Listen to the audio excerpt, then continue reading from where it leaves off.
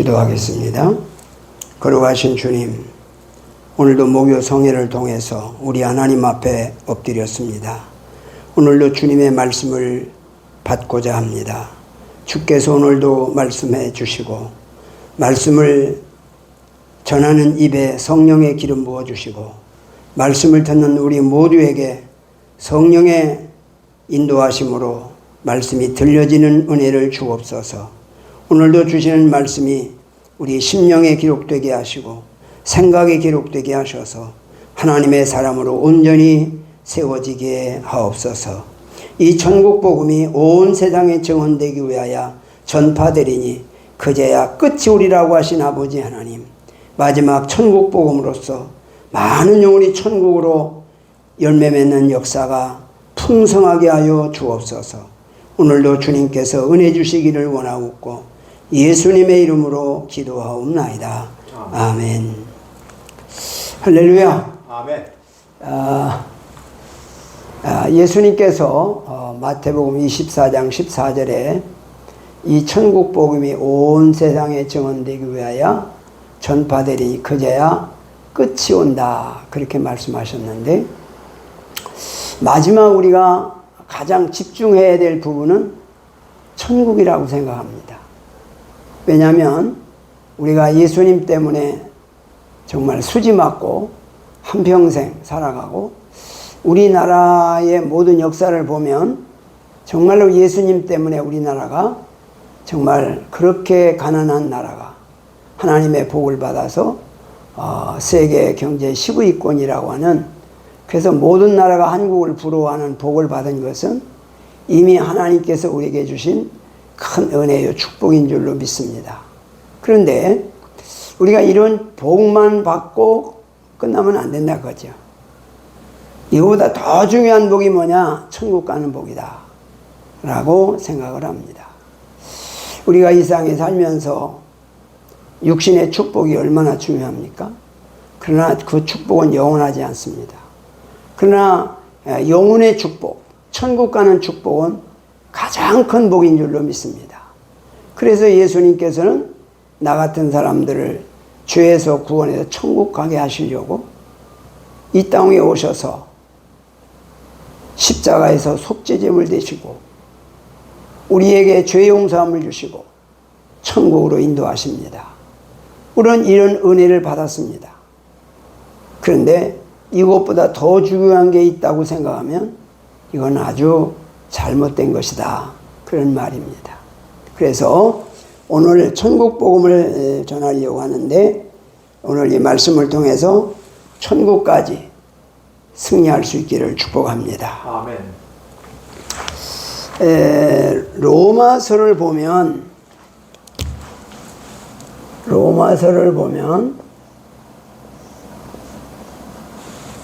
16장까지 있습니다. 1장부터 11장까지 보면 구원을 말씀합니다. 구원. 12장부터 16장까지는 열매를 말합니다. 열매.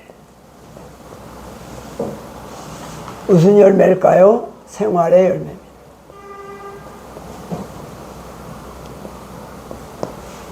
사도 바울은 로마 교회 편지를 낼 때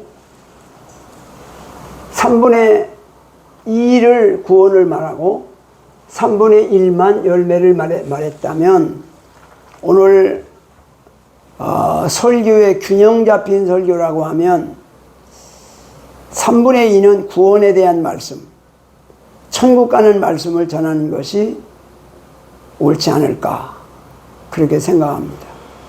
그런데 대부분 구원은 별로 설명 안 하고 열매, 생활 이런 게만 집중하고 있다 하는 것을 우리가 생각하게 됩니다. 로마서를 보면 1장 1절로 17절에서 로마서 전체 총론을 말합니다. 총론은 뭘 말하느냐? 복음과 나는 누구인가에 대해서 말씀합니다. 2절로 1장 2절로 4절에 보면 이 복음에 대해서 설명합니다. 복음이 뭐냐? 복음은 그 아들에 관하여 예수란 말이에요. 예수는 뭐냐? 저의 죄에서 구원할 자이심이라. 구원이라는 뜻이죠. 구원은 무슨 구원이냐? 회개하라 천국이 가까웠느니라. 천국에 대한 구원이지요. 천국은 뭐 하는 것이냐? 하나님이 세상을 이처럼 사랑하사 독생자를 주셨으니 이는 저를 믿는 자마다 멸망하지 않고 영생을 얻게 하려 하시니라. 영생을 얻는 것이다. 그래서 복음을 말하면 예수가 나와야 되고, 예수가 나오면 구원이 나와야 되고, 구원이 나오면 천국이 나와야 되고, 천국이 나오면 영생이 나와야 된다. 그래서 천국 복음 할 때 영생까지 말해야 천국 복음이다. 그런 말입니다. 근데 저도 수십 년 동안 목회하면서 세례 주면서 꼭 그렇게 했어요. 6개월 교회 나면 학습 주고 6개월 교회 나면 세례 주면서 이제 예수 이름으로 세례를 받았으니 구원 받았습니다. 그렇게 말하고 천국을 말하지 않았어요. 그러니까 구원은 받았다는데 이 천국에 대해서 희미한 겁니다. 그래서 이 천국이 얼마나 중요하냐면, 얼마 전에 우리 기도원에 어떤 분이 한 60세 되신 분이 기도원에 오셨는데, 내가 설교하면서 물어봤어요. 언제부터 신앙생활 하셨어요? 그랬더니 모태신자입니다. 그러더라고요. 그 다음에 또 물었죠. 천국은 어떻게 생각하세요? 그랬더니 천국이요? 생각해 본 적이 없어요. 나는 그 말을 들으면서 이분이 60년 동안 뭘 생각하고 교회에 나왔을까? 축복받으려고 왔겠죠. 또 축복을 많이 받았죠. 그래 60년 동안 계속 교회에 나와서 축복받고 신앙생활 잘하는 거죠. 근데 그에게는 천국이 없어요. 이게 안타깝다 그런 말입니다. 사실 예수님이 오셔서 우리에게 구원을 이루어 주시고 우리에게 주신 결론은 천국인데 천국이 빠져버렸다는 거죠. 그래서 나는 천국 계몽 운동한다 그렇게 생각합니다. 그런데 또 다른 복음이 있어요. 무슨 복음이냐?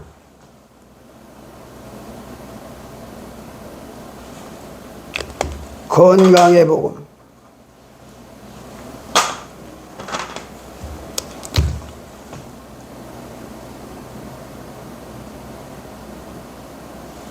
축복의 복음. 만사 형통의 복음. 기적의 복음. 경건의 복음.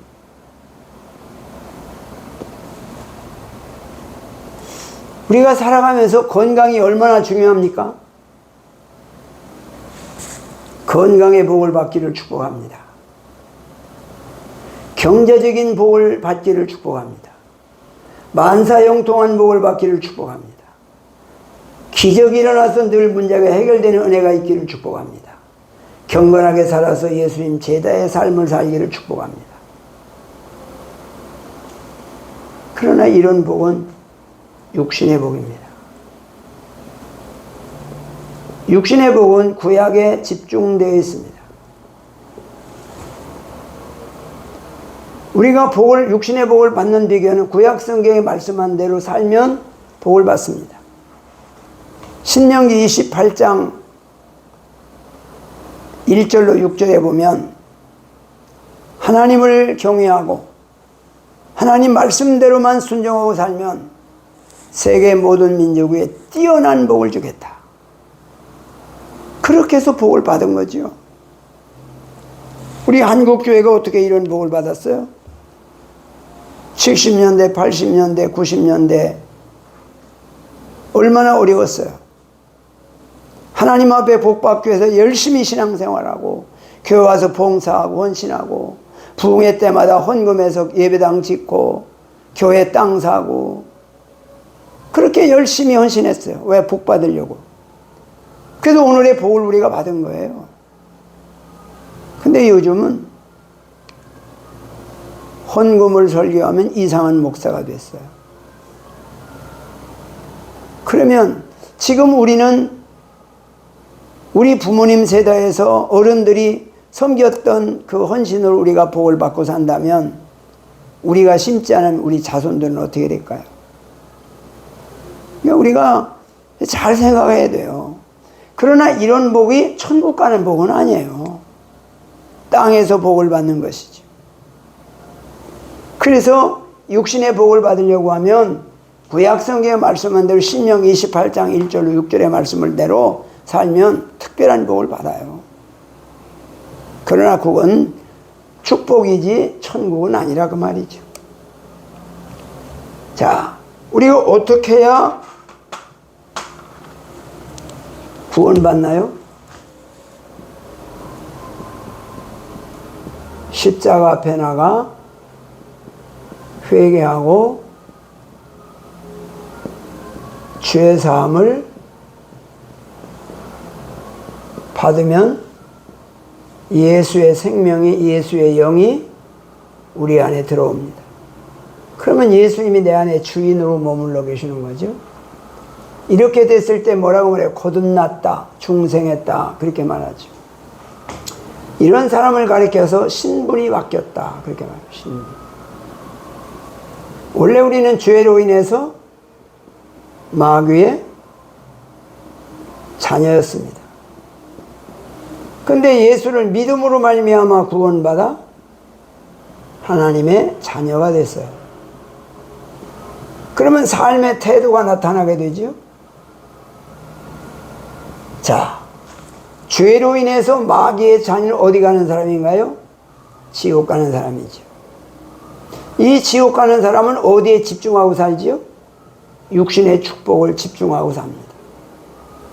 예수 믿고 구원받아 하나님의 자녀가 된 사람은 어디를 목적하고 어디에 집중하고 살아야 될까요? 천국이죠. 영생을 바라보고 영생을 준비하고 살아가는 것입니다. 그래서 로마서 2장 6절에 보면 천국과 지옥은 행위로 나타난다 그렇게 말해요. 그리고 로마서 2장 7절에 보면 천국 가는 사람은 어떤 사람이냐? 참고 영광과 존귀와 썩지 아니함을 구하는 자에게 영생으로 하시고 영원한 것을 사모하고 영광과 존귀와 썩지 않은 천국을 바라보고 사는 사람은 영생의 복을 주신다는 거예요. 8절에 뭐라고 말하느냐? 끼리끼리 당을 지어 진리를 거부하고 불의를 따르는 자들에게는 심판이 있다 그렇게 말씀합니다. 그러니까 진리를 거부하는 사람, 복음을 거부하는 사람, 천국을 거부하는 사람은 지옥의 심판이 있다는 것입니다. 그래서 로마서 2장 6절에는 행위로 나타나는데 7절에는 천국 가는 행위, 8절에는 지옥 가는 행위를 말하고 있습니다. 그래서 우리가 이 땅 위에 살면서 어떻게 살아가느냐 이게 참 중요한 거죠. 근데 오늘 로마서 1장 1절에 보면요, 예수 그리스도의 종 바울은 그렇게 말합니다. 그 말은 예수님이 나의 주인이다 그 말이죠. 예수 그리스도의 종 바울은 사도로 부르심을 받아 그렇게 말해요. 사도는 주님의 일꾼으로 부르심을 받았다. 6절에 보니까 예수 그리스도의 거수로 부르심을 받아 그렇게 말해요. 예수님의 소유가 됐단 말이죠. 자, 사도 바울은 첫 마디가 예수 그리스도의 종이다 그렇게 고백을 해요. 분명히 신분은 자녀인데 삶은 종의 자리에서 예수님을 주인으로 모시고 산다고 고백합니다. 왜 이런 고백을 할 수 있었을까요? 십자가 앞에 나가 회개하고 죄사함을 받았기 때문에, 예수의 영이 내 안에 주인으로 들어와 있기 때문에, 누가 시켜서가 아니라 자기 스스로 예수님을 주인으로 고백하고 사는 것입니다. 그래서 예수님의 제자들도 예수 그리스도의 종 베드로는, 예수 그리스도의 종 요한은 이렇게 고백함을 볼 수 있습니다. 우리가 예수 믿고 구원받았다는 게 뭡니까? 주인이 바뀌었다는 말입니다. 예수가 내 안에 주인으로 들어오면 예수님을 위해 사는 사람이 돼요. 그런데 내가 주인 돼서 교회 다니면 나를 위해서 교회 다니는 사람이 돼요. 나를 위해서 교회 다니는 사람을 종교인이라고 해요. 이런 사람은 교회 다녀서 예수님 때문에 종교 생활에서 복을 엄청 받고 지옥 갑니다. 근데 우리는 이런 복을 받으면 그게 천국이라고 생각해요. 그걸 구분하지 못해요. 저도 71년도부터 목회를 했는데 2011년도까지 40년 목회했어요. 그때 내가 깨달은 거예요. 내 인생의 가장 중요한 가치가 뭘까? 생각해 보니까 지옥 안 가고 천국 가는 거더라고요. 천국 가는 게 가장 중요한데, 지나온 40년을 뒤돌아보면서 나는 천국에 대한 설교를 얼마나 했을까? 뒤돌아보니까 너무 안 했더라고요. 그래서 하나님 앞에 회개하고 내가 이제부터 천국 복음 전하면서 살다가 천국 가겠습니다. 그렇게 결심을 하고 성경을 보니까 천국이 보이더라고요. 근데 그전에는 축복만 설교하다 보니까 성경을 보다 축복의 말씀만 보이더라고. 그러니까 어디에 관심을 두냐에 따라서 보는 게 달라지더라고요. 축복에 관심을 많이 두면 성경이 다 축복의 말씀으로 보여요.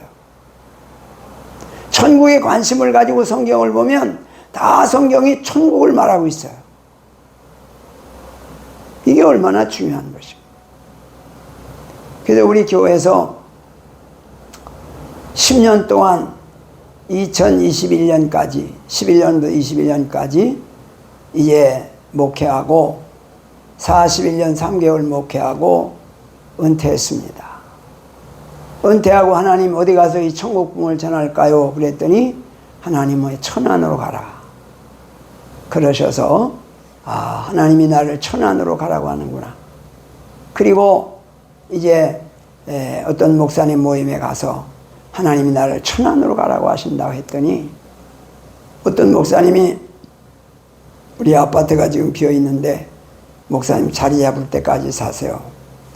그래서 목천에 중앙아파트 1층에 한 20평 되는 아파트를 내주어서 6개월 살면서 기도하는 중에 여기 원성동에 방죽교회 하던 자리가, 어떤 목사님이 4년 동안 목회하다가 이제 목회를 그만두게 되셔서 여기 자리를 내주어서, 그래서 여기 이제 천국복음 기도원을 개원하고 금년 10월 3일이면 만 4년째 이렇게 천국복음을 전하고 있습니다. 이 천국복음을 전하는 가운데 이 천국복음으로 은혜 받은 목사님들이 천국복음 부흥사회를 조직했는데 나도 회원으로 하고 싶습니다. 이런 목사님들이 한 60여 명 입회원서를 내셔서 매월 둘째 주에 연합부흥회로 월요일부터 목요일까지 집회를 하고, 매주 목요일 날은 목사님들을 초청해서 천국복음을 전하고 또 저녁에 복음을 전하고 가시도록 그렇게 합니다. 그래서 목사님들에게 천국복음을 각인시키고 천국복음의 가치를 느끼게 해서 어떻게든지 천국복음을 더 많이 전해서 더 많은 영혼들이 지옥 가지 않고 천국 가는 열매를 소망하면서 하는 것입니다. 하나님께서 내게 얼마나 더 생명을 주시고 이 복음을 전하게 할지는 모르지만은 건강 주시는 대로, 힘 주시는 대로 이 천국 복음을 전하다가 천국 갈 것입니다. 오늘 우리가 다 천국의 소망을 가지고 천국 복음으로 무장하고 천국 복음 전해서 더 많은 영혼을 천국으로 인도하는 열매가 있기를 주님의 이름으로 축복합니다. 아멘. 자, 오늘 우리에게 중요한 것이 뭐냐? 바로 주인이 밖에 안 되는 주인. 그래서 항상 예수님을 주인으로 모시고 종의 자리에서 주여 말씀하옵소서 하는 것이 우리의 신앙생활이 되어야 된다 그 말이죠. 그러면 예수님의 종이 되었을 때 주님의 일꾼이 돼요. 근데 만약에 내가 주인 돼서 교회를 섬기면 다른 사람은 주님의 일이라고 하는데 주님께서는 주님의 일이라고 인정하지 않아요. 너를 위해서 한 게 돼요. 나 자신을 위해 한 게 돼요. 그래서 하나님을 섬기는 모든 일들이 주님을 위해서 하냐 나를 위해서 하냐 여기에서 중요한 갈림길이 생깁니다. 그래서 항상 이 일을 하면서 정말 내가 주님을 위해 하는가? 정말 나를 위해 하는가? 내가 우선인가? 예수님이 우선인가를 항상 살펴봐야 되고 주님이 우선되는 봉사와 섬김이 있어야 할 줄로 믿습니다. 예수님이 많은 사람이 예수님을 내 것 삼아서 사는 사람이 많아요. 예수를 내 소유로 삼고 예수를 통해서 수지 맞는 사람이 많습니다. 근데 사실은 내가 예수 것이 돼야지 예수가 내 것 되면 이게 뭐예요? 종교인이라고 하는 겁니다. 이게 사실 우리가 신앙생활 하면서 정말로 주님의 것이 되어서 주님을 위해 사냐? 내가 예수님을 내 것 삼아서 나를 위해 사느냐? 늘 자신을 돌아봐야 돼요. 근데 뭐 이런 사람도 있다고 그러더라고. 이번 주일은 교회 가서 예배드리고 다음 주에는 절당에 가서 기도하고 그 다음 주에는 성당에 가서 미사드리고 어느 신이든지 그죠? 복만 주면 된다는 거예요. 그래서 모든 신을 다 찾아다니면서 복을 달라고 그렇게 한다는 얘기를 들어봤어요. 하나님이 주인이 바뀌지 않으면 다 그렇죠. 다 교회 다니니까 뭐 다 자기 잘 되려고 다니는 거지 뭐. 이렇게 생각하거든요. 근데 사실 초신자 때는 모르니까 그럴 수 있죠. 그러나 교회를 10년, 20년 다니면 이게 좀 더 바뀌어야 되잖아요. 우리가 전도할 때 어떻게 전도해요? 환자, 암병 걸린 사람들을 만나면 교회 나오세요. 하나님 앞에 기도하면 하나님이 고쳐주십니다. 간곡히 부탁하면 그가 혹시 병 나을까 그래서 교회 나와요. 교회 나오면 집중적으로 기도하잖아요. 뭐 30일 작정, 40일 작정, 철야 기도, 때로는 금식 기도 시켜합니다. 전 교인이 기도합니다. 그렇게 해서 기도하면 병이 나아요. 병이 나오면 그 사람이 고마워서 얼마나 교회 열심히 다녀요. 그러면 교회에서 뭐예요? 제자 훈련 시켜요. 그래서 교회 집사 만들고 권사 만들고 장로 만들어서 교회 일꾼 세워요. 그러면 박수치고 그 사람 열심히 신앙생활에 하나님 또 복을 주어요. 그게 잘 돼요. 그게 목적이면 안 되는 거거든요.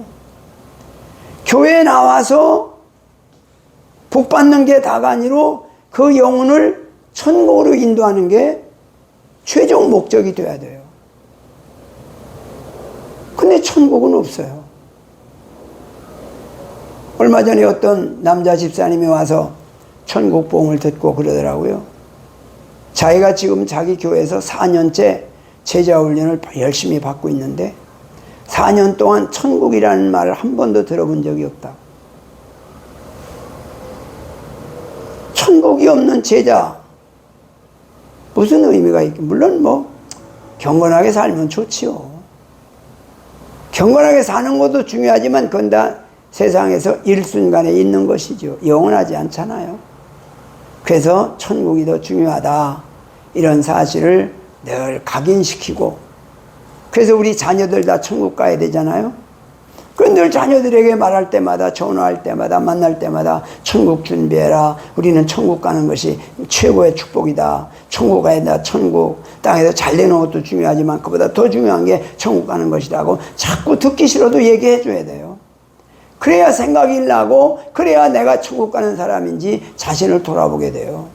근데 아야 천국 얘기를 안 하죠. 또 천국 얘기하면 듣기 싫어해요. 듣기 싫어 자꾸 해야 돼요. 그래야 천국을 준비해요. 이런 말을 들었어요. 어떤 장로님이 성전을 건축하는데 자기 재산을 팔아서 예배당을 지었다고 그래요. 그러니까 그 온 교회에서 얼마나 고마워하고 그 장로님을 칭찬하고 그 장로님을 존경했겠어요. 그 장로님 아들이 목사가 있었는데 임종하는 직전에 병원에서 아들 목사를 불렀다고 그래요. 아들을 보고 마지막 임종하면서, 야, 나는 예수가 안 믿어진다. 아들 목사님이 얼마나 당황해가지고, 아버지 그럴 수가 있습니까? 장로님으로 예배당까지 지으신 분이 예수가 안 믿어지다니 무슨 말씀입니까? 그래, 나도 믿고 싶다. 근데 안 믿어져. 그러다가 돌아가셨다고 그래요. 우리가 천국을 준비하고 있어야 되지 않겠어요? 근데 교회 열심히 다니고 봉사하고 순종하고 헌신하고 구제하고 그러면 그게 천국이라고 생각해버려요. 저도 40년 동안 그렇게 생각했거든요. 40년 동안 부흥회 다니면서 하나님이 그때마다 은혜를 얼마나 많이 주셔요. 하나님이 역사하잖아요. 귀신도 떠나가고 축복받은 증거도 나타나고, 설교할 때마다 하나님께서 그때마다 감동 주셔서 말씀을 전하기도 하고 또 많은 사람이 은혜 받기도 하고, 그런 40년을 살았거든요. 나는 그것이 구원이고 그게 천국이라고 생각했어요. 그런데 그것은 은혜요 축복이지 천국은 아니더라고요. 마태복음 7장 21절에 주여 주여 하는 자마다 다 천국에 갈 것이 아니다. 22절 23절에 그날에 많은 사람이 예수님 앞에 와서 이렇게 말한다는 거죠. 내가 주의 이름으로 선자 누렸습니다. 내가 주의 이름으로 귀신 쫓아냈습니다. 내가 주의 이름으로 많은 권능을 행치 아니하였나이까. 그때 예수님께서 뭐라고 그래요? 나는 도무지 너희를 모르겠다. 불법을 행하는 자들아, 내게서 떠나가라. 저는 이 말씀 듣고요, 이 말씀 읽으면서요, 얼마나 충격받았는지 몰라요. 이 모습이 나의 모습이더라고요. 그래서 하나님 앞에 회개하고, 천국 갈 준비해야 되겠구나. 그러면 주님 앞에 서는 날 합법은 뭘까? 불법은 뭘까? 고민하는 중에 10년 만에 이게 합법이고 이게 불법이구나, 그걸 깨달았어요. 합법과 불법이 뭐냐? 네가 주인이냐 하나님이 주인이냐? 너를 위해 하면 불법이고 하나님을 주인으로 모시고 주님을 위해 하면 합법이다. 그걸 깨달았어요. 이게 얼마나 중요한 말인지 모릅니다. 이렇게 된 사람을 가리켜서 7절에서 뭐라고 말하느냐? 이런 사람은 하나님의 사랑을 받은 사람이다. 이런 사람을 성도라고 한다, 그렇게 말해요. 성도가 뭡니까? 거룩한 백성, 거듭난 사람, 주인이 바뀐 사람을 성도라고 해요. 집사가 구원받는 게 아니고 성도가 되어야 구원받아요. 장로가 구원받는 게 아니고 성도가 돼야 돼요. 목사가 되면 구원받는 게 아니고 성도가 되어야 구원받아요. 과연 나는 성도가 됐나? 나는 거룩한 백성으로 하나님을 내 안에 주인으로 모시고 사나? 늘 자신을 돌아보고 천국 갈 준비하셔서 다 천국 가는 은혜가 있기를 축복합니다. 아멘.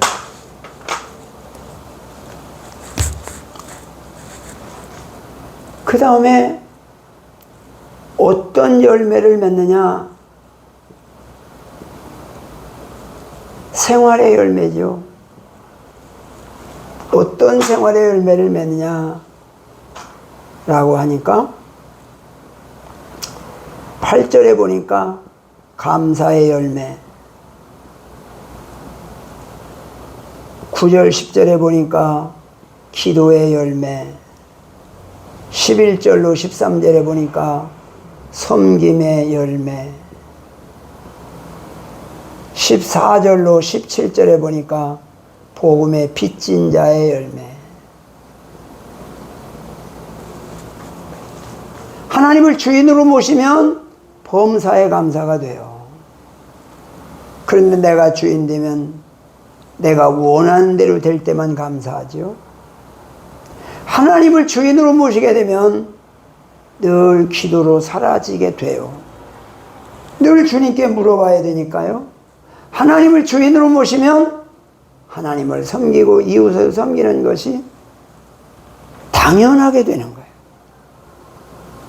하나님을 주인으로 모시면 복음의 빚진 자로 나 같은 죄인 살리신 구속의 은총에 감사해서 늘 주님의 복음을 전하면서 살아가는 것입니다. 나 같은 죄인 살리신 주의 놀라워 이뤘던 생명 찾았고 광명으로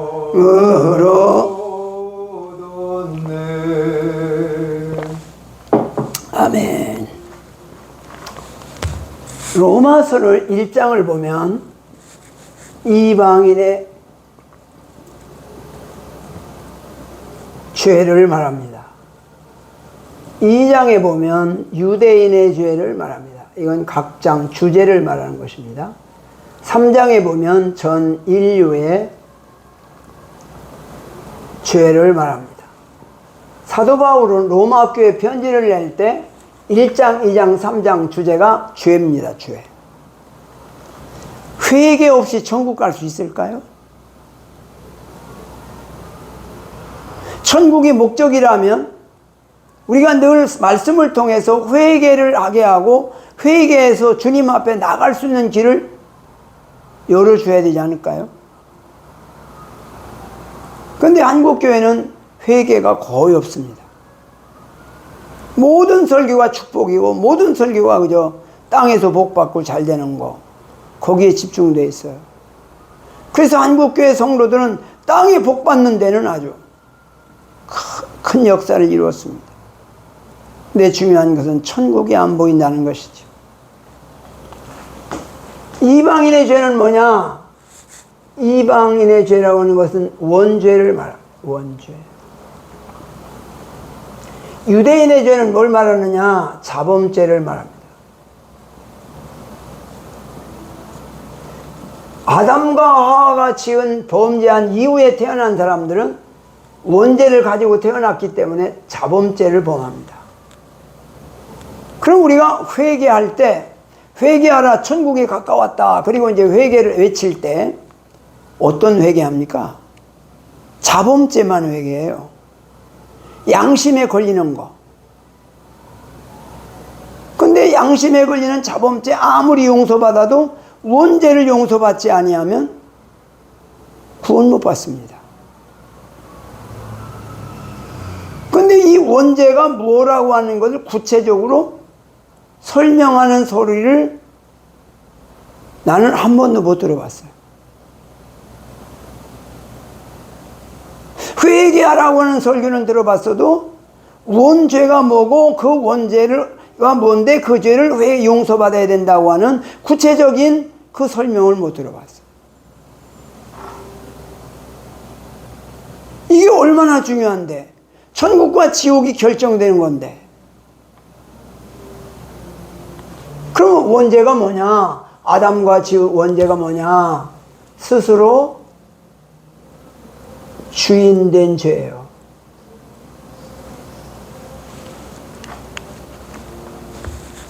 아담이 선악과 따먹기 전에는 창세기 2장 25절에 벗었으나 부끄러워하지 않았어요. 하나님이 주인으로 있을 때는 벗고 입고 아무렇지 않았어요. 근데 창세기 3장 6절에 선악과 따먹고 7절 8절에 가서 벗었음으로 부끄러워하여 자기 몸을 가립니다. 그게 뭐예요? 자기가 주인 됐어요. 자기 중심이 돼버렸어요. 하나님이 주인이 아니라 자기가 주인 돼버렸어요. 그러니까 하나님께 어떻게 해요? 에덴 동산에서 내쫓았어요.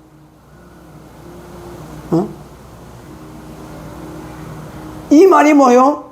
자기가 주인 되면 천국 못 간다 그 말이에요. 근데 많은 사람들이 내가 주인 되면 나를 위해서 열심히 살고 복을 많이 받았다고 천국 갈 줄로 믿어요? 그렇지 않다는 거죠. 그래서 우리가 회개하라 천국에 가까웠다 할 때에 뭘 회개하느냐? 네가 주인 된 걸 회개하라. 네가 스스로 주인 된 너를 위해 신앙생활하고 너를 위해 오늘 하루 산 것을 회개하라.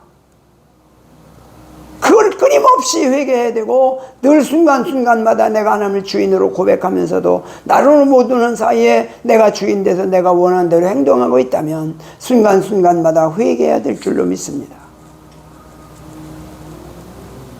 근데 이 중요한 죄를 말하는 사람도 없고 회개할 줄도 모르고 그러고도 복만 받았으니까 천국은 저절로 갈 줄 알아요? 이게 문제입니다. 우리나라에 교주들이 얼마나 많습니까? 교주들의 특성은요, 성경을 기가 막히게 합니다. 성경 박사들입니다. 얼마나 성경을 열려있는지 이 말씀 저 말씀 붙여가지고 설명하는데 몇 시간씩 며칠씩 해도 끊임없이 합니다. 근데 교주가 됐어요? 그래서 자기가 주인 노릇해요? 만약에 이 사람이 네가 주인 되고 교주이면 너 지옥 간다, 그걸 알았다면 교주할까? 못할 것 같아. 그러니까 이게 말이죠, 주인이 바뀌어야 되는데 불법을 행하는 자들아 내게서 떠나가라. 주의 이름으로 선지하노라. 주의 이름으로 귀신 쫓아내고 주의 이름으로 많은 능력을 행했다고 천국 가는 거 아니야. 불법을 행하면 지옥 가는 거야. 이 합법과 불법을 잘 몰라요. 그래서 중요한 게 뭐냐? 주인이 바뀌어야 한다는 거죠. 주인이 바뀌어야 한다. 그래서 우리가 회개할 건 뭐요? 회개하라 천국에 가깝다 그러면 혹시 내가 주인 된 거 없는가 늘 살피면서 회개하고 주인이 바뀌어서 하나님을 주인으로 모시고 살다가 주님 앞에 서는 날 합법이 되고 천국 갈 수 있기를 축복합니다. 아멘. 4장에서는 뭘 말하느냐? 아브라함의 믿음을 말해요.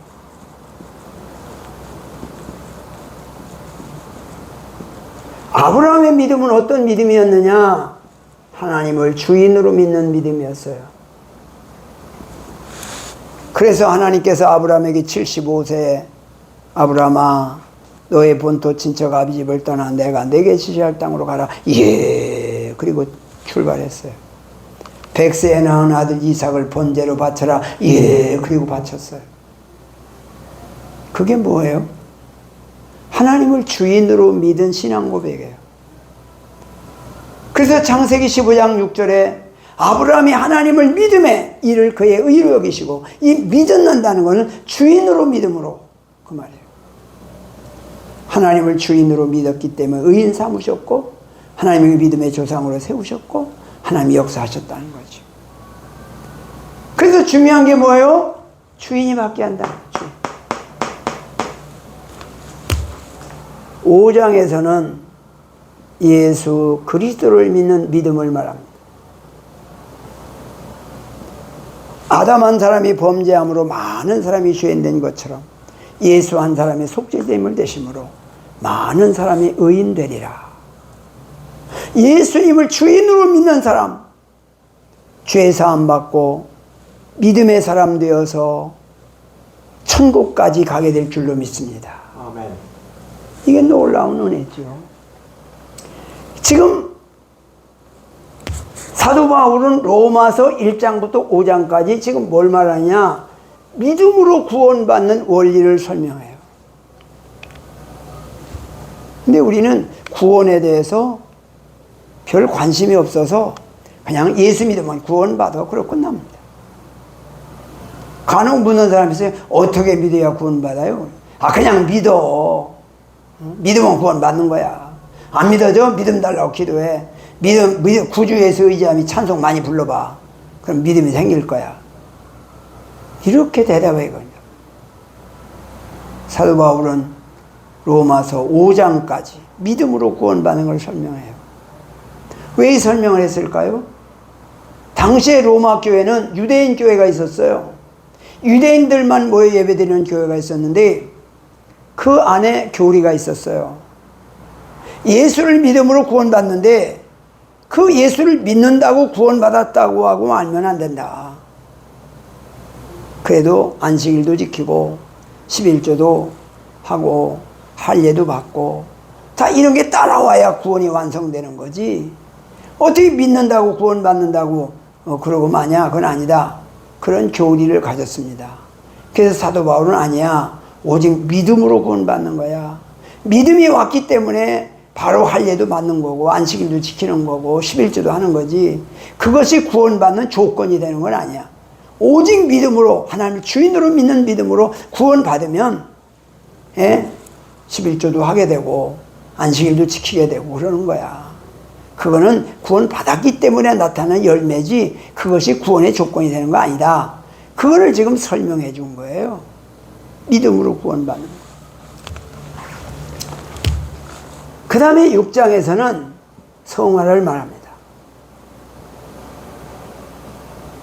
7장에서는 율법을 말합니다. 8장에서는 성령을 말합니다. 성화가 뭐죠? 예수 이름으로 세례를 받으면 예수와 함께 죽은 거야. 예수와 함께 죽으면 예수와 부활과 함께 연합되어서 살아나는 거야. 그걸 성화됐다, 거듭났다, 중생했다 그렇게 말하는 거예요. 그러면 구원받은 거야. 근데 7장에서 법적인 설명을 해요. 남편이 있는 부인이 다른 남편을 두고 다른 남자에게 시집가면 불법이야. 그런 남편이 죽은 다음에 다른 남자에게 시집가는 것은 합법이야. 그 설명을 합니다. 이유가 뭐냐? 예수와 함께 세례받을 때 함께 죽었으면 예수와 부활과 함께 다시 살아난 거야. 그러면 이런 율법에서 해방된 거야. 그래서 8장에 가서 뭐라고 해요? 성화, 성령의 법이 죄와 사망의 법 너를 해방했다.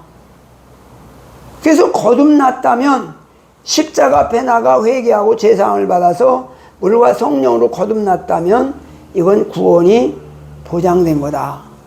다시 말하면 하나님이 내 마음의 주인으로 들어와 있다면 이는 구원받은 거야. 그런데 7장에서 바울이 이런 고백을 하지요. 오라 곤고한 몸이로다. 이 사망의 몸에서 누가 나를 건져내랴. 내 속사람으로는 하나님의 법을, 내 육신은 죄의 법을 섬기노라. 탄식을 해요. 분명히 내 안에 거듭났는데, 하나님이 내 안에 주인으로 들어와 있는데, 내가 하나님이 원하는 대로 살고자 하는데 자꾸 육신을 통해서 죄의 속성이 자꾸 꿈틀거리는 거라. 이걸 괴로워하는 거예요. 탄식하는 거예요. 이건 뭘 말할까요? 당시 로마 교회 안에 이방인 교회가 있었어요. 이방인들이 모여서 예배드리는 교회를 이방인 교회라고 그래요. 근데 이방인 교회는 어떤 교리를 가졌냐면 예수님이 나를 위해서 십자가에 죽으시고 내가 예수님 앞에 나가 회개하고 세례를 받으면 죄사함을 받아서 죄인이 의인된 겁니다. 의인이에요. 의인이라고. 그러니까 앞으로 절대 죄인이라고 하지 마라. 의인됐다. 그러면서 여전히 방탕한 삶을 살고 죄를 짓는 겁니다. 그러니까 사도 바울이 그거 아니야. 예수님 앞에 나가 회개하고 죄사함 받았다면서 또 죄죠? 그거 죄사함 받은 거 아니야. 죄사함 받아서 물과 성령으로 거듭나서 하나님이 내 안에 주인으로 있다면 내 안에 있는 하나님이 죄를 못 짓게 하는 거야. 죄를 지면 어떻게? 괴로워. 회개시켜. 그래서 회개하고 죄와 싸워 이기게 하고 죄를 멀리하게 하는 거지, 여전히 죄를 져가면서 방탕한 삶을 살면서 세례받았으니까 의인 됐다고 그러는 거 아니야. 그게 바로 지금으로 말하면 구원파입니다. 그래서 우리가 거듭난 사람이라면 늘 죄와 싸우는 삶이라는 거예요. 왜? 육신을 통해서 죄가 자꾸 오기 때문에. 회개가 없는 사람은 구원받은 거 아니야. 끊임없이 천국 가는 그날까지 주님 앞에 회개하면서 늘 하나님 앞에 나아가는 거예요. 그게 구원받은 사람이고 바르게 신앙생활하는 거죠. 그래서 사도 바울이 뭐라고 말해요? 두렵고 떨림으로 구원을 이루라. 내가 전한 복음을 듣고 다른 사람은 구원을 받되 나는 버림을 받을까 두렵도다. 우리가 천국 가는 그날까지 안심하는 게 아니라 두렵고 떨리는 심정으로 가야 돼요. 그런데 우리는 어떻게 해요? 창세전에 예정됐으니까 구원은 걱정할 거 없다. 그러면 바울은 믿음이 없어서 그랬나요? 마태복음 7장 22절에 그날에 심판대 앞에 서는 날에 그날 천국과 지옥이 결정되는 날이에요. 주님 앞에 서보지도 않았는데 벌써 미리 안심하고 있으면 되겠냐는 거죠. 그래서 사도 바울의 고백처럼 두렵고 떨리는 심정으로 천국을 준비하고 살아가야 될 줄로 믿습니다. 아멘. 이게 얼마나 중요한 말이냐. 그래서 우리가 천국을 준비하고 산다. 그래서 성화 구원을 말하기 위해서 6장, 7장, 8장을 설명합니다. 그 다음에 9장에서는 과거 구원을 말합니다.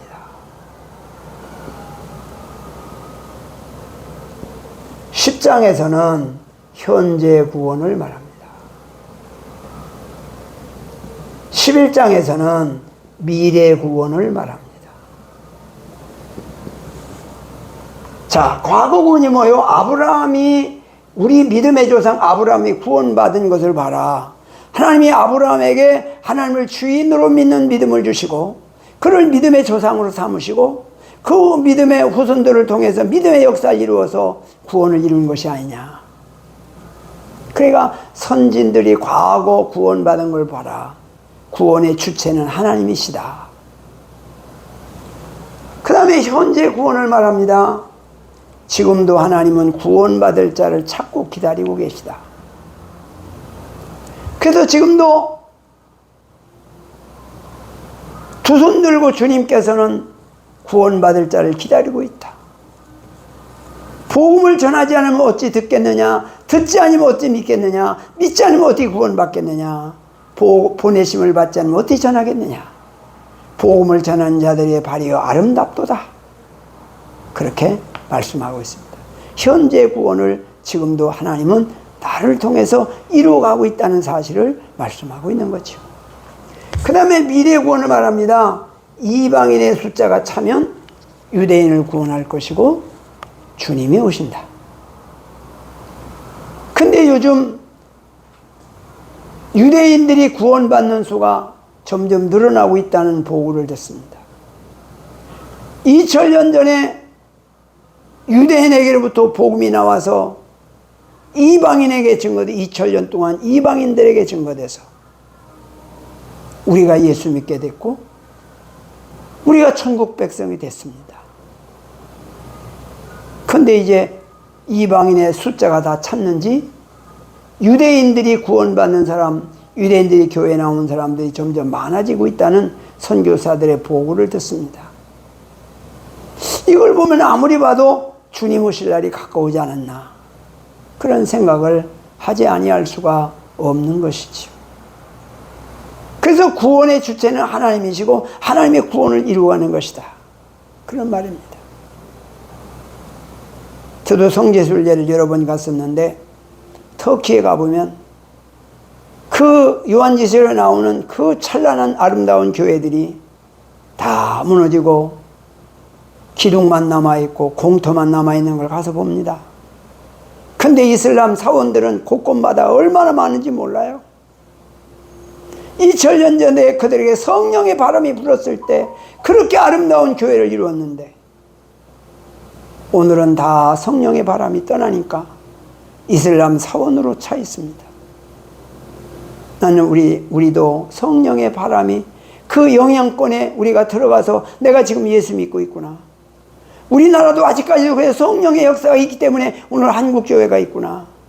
우리 한국교회도 성령의 바람이 지나가 버리면 터키처럼 이렇게 되겠구나. 그런 생각을 해봤어요. 정말 우리가 예수 믿고 구원받은 것은 성령의 은혜인 줄로 믿습니다. 이게 얼마나 중요한 말이냐 그 말이죠. 그래서 구원의 주체는 하나님이시다. 그래서 우리는 하나님 앞에 더 가까이 가서 천국까지 신앙을 승리할 수 있기를 축복합니다. 아멘. 로마서 12장 12장부터 16장까지는 열매를 말하는데 생활을 말합니다. 어떤 열매를 맺냐? 첫째가 12장 1절로 2절에 보면 하나님에 대한 열매를 맺습니다. 하나님에 대한 예배 열매가 뭘까요? 예배 열매입니다. 예배. 하나님을 주인으로 모시고 살면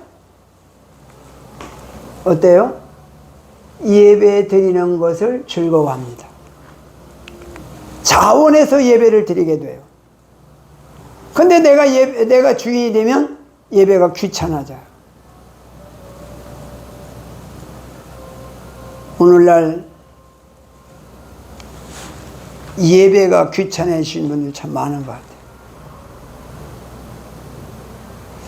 예배가 의무가 된다든지 예배가 그냥 좋아야지 예배를 목사니까 예배 시간 됐으니까 의무적으로 드리는 것보다는 자원해서 드려야 돼요. 그게 뭐예요? 하나님을 주인으로 믿는 사람의 공통적인 고백입니다. 예배가 싫어지면 문제가 돼요. 예배의 열매, 하나님이 받으시는 예배. 창세기 4장에 보면 가인과 아벨이 예배를 드리잖아요. 근데 가인 예배는 안 받으시고 아벨 예배를 받으셨어요. 왜 그랬을까요? 아벨은 양을 바쳤기 때문에 예수님을 상징해서 하나님이 받으셨다 이렇게 해석하신 분도 많더라고요. 근데 나는 그걸 자세히 보면 하나님은 그러면 농산물은 안 받으시고 양만 받으시나? 이런 생각이 들어요. 근데 가인이 예배를 드렸는데 안 받았어요. 농사져 가지고 드렸는데 내가 볼 때는 가인이 재물을 더 많이 드렸을 것 같아. 왜? 복 받으려고 드렸으니까. 엄청 많이 드렸겠지요. 제일 좋은 걸로. 왜? 복 받으려고. 목적이 복 받으려고 하니까. 근데 하나님이 안 받으시네? 그게 열받죠. 하나님 받으세요.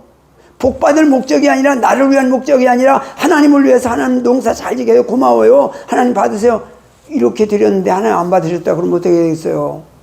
하나님 내가 뭘 잘못 드렸나요? 어떻게 하면 하나님 받으실까요? 그러지 않겠어요? 근데 드렸는데 안 받았다고 하면 열받아가 씩씩거리고 동생 때려 죽었어요. 그게 뭐예요? 아니 복 받으려고 드렸는데 안 받으니까 열받는 거죠. 자기가 주인데도 드렸어요. 그게 뭘 말해요? 하나님을 주인으로 모시고 드려야 하나님이 예배 받으신다는 그 말이죠. 내가 주인 돼서 예배 드리면 하나님이 안 받으신다는 거예요. 복은 받을지 모르지만 하나님이 안 받으셔요. 안 받으면 꽝이죠. 저도 얼마나 예배를 많이 드렸는지 몰라요. 한평생 예배 가운데 살잖아요. 지금 55년째 목회자로 살아가는데 얼마나 많이 예배를 드렸겠어요. 근데 하나님이 받으신 예배는 얼마나 됐을까? 참 궁금하기도 하고 염려스럽기도 하죠. 정말로 하나님이 받으시는 예배의 열매를 맺기를 축복합니다. 아멘. 그 다음에 3절로 13절까지 보면 교회 열매예요. 교회 열매.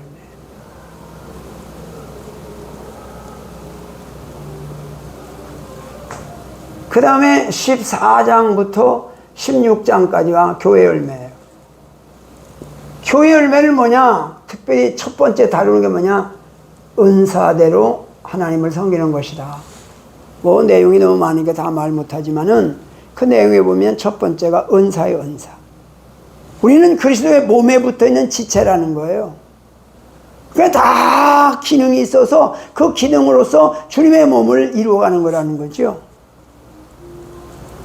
내 은사만 중요하다고 여기지 말고 다른 사람의 은사 중요히 여기고 서로 용납하고 서로 귀하게 여기고 서로 화목하고 함께 주님의 몸을 이루어가라고 말씀하고 있어요. 그래서 로마서 16장에 보면 겐그리아 교회 베베 집사를 소개합니다. 그는 나의 보호자였다. 목회자를 보호하고 형제를 보호하고 그리스도 안에 서로를 보호하는 보호자로서 말씀하고 있어요. 교회 열매는 뭐요? 교회 은혜 받았다고 하면 서로를 보호해 주는 거예요. 그것이 아름다운 교회의 모습인 줄로 믿습니다. 그래서 우리가 교회 안에 서로 싸우고 서로 하는 것은 주인이 안 바뀌어서 싸우는 거예요. 주인이 바뀌면 싸울 수가 없어요. 싸워지지가 않지요. 싸움이 안 돼요. 하나님을 주인으로 모신데 왜 싸워요? 한국교회가 왜 싸워요? 주인이 안 바뀌어서 싸우는 거예요. 주인이 바뀌면 싸울 수가 없어요. 싸워지지가 않아요. 다 주님께 맡기고 좀 손해보면 어때요? 하나님을 주인으로 모시고 살면 내가 여기 손해보면 하나님 다른 거 갚아주지 않겠어요? 뭐 그거 가지고 뭐 자존심 싸우고 뭐 아무것도 아닌 거 가지고 서로 이게 바로 주인이 안 바뀌어서 그래요. 주인이 바뀌어야 된다. 그 다음에 세 번째로는 12장 14절로 13장 마지막까지 세상의 열매. 세상의 열매는 뭐냐? 선으로 악을 이겨라. 선이 뭐요? 하나님을 주인으로 믿는 믿음으로 자기를 주인으로 믿고 사는 사람과 싸우라는 거죠. 그의 싸움이라는 거예요. 그래 우리가 이 세상에 살면서 하나님을 주인으로 믿는 믿음을 끝까지 지키는 게 승리하는 길이에요. 내가 주인 되는 순간 무너지는 거예요. 그래서 우리가 세상에서 사는 동안 그리스도로 옷 입고 다시 오실 재림의 주님을 바라보면서 마지막까지 신앙을 승리해서 천국 갈 수 있기를 축복합니다. 이것이 바로 우리에게 가장 소중한 축복이고 귀한 말씀인 것입니다. 오늘 이 말씀대로 천국까지 신앙을 승리하기를 주님의 이름으로 축복합니다. 아멘. 천부여 의지없어서 1절만 부르고 통성으로 기도합니다.